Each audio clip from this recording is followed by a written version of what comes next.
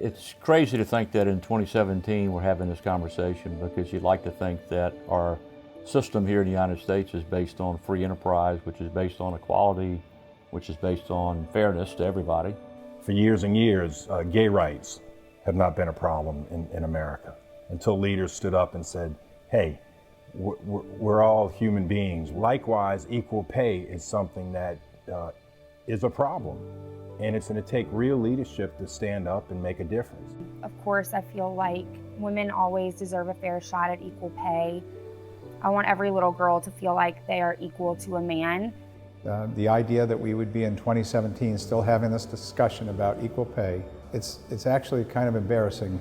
It should be embarrassing to most of America. It's a topic that seems to be taboo to talk about in the workplace. It's an uncomfortable conversation. One thing I've learned over my 30 years of being with Latter & Blum is that when you've got a qualified woman in a position, you better pay her well, because if you don't, you're going to lose her. This is a knowledge-based economy. There are more women in college right now, graduating each year. So if your company wants to be competitive, you definitely have to draw on the female portion of the workforce, and you need to be competitive as an employer with equal pay for equal work. In the state of Louisiana, as long as we keep an unequal playing field, we not only fail to retain our young women, we fail to lure talent to the state, while other states continue to be more progressive than we are.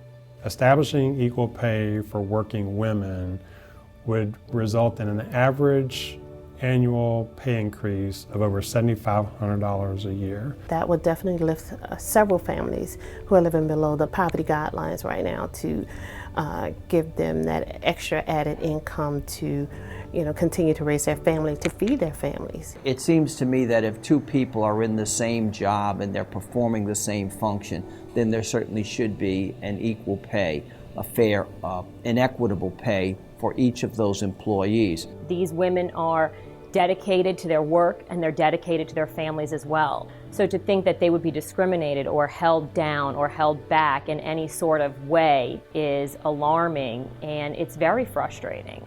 And you think about your own children, you raise your children to be productive members of society, and you like for society, you like for businesses, you like for organizations to treat everybody equally with the same degree of respect.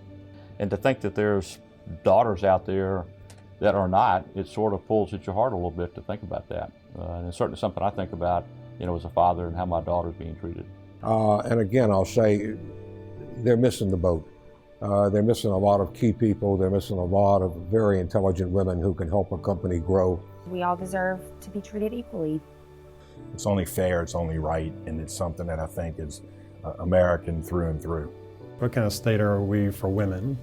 And we want to be seen as a state that's a great place for women to come and live and work. Certainly, I look forward to the day when the gender pay gap is something that is relegated to the history books.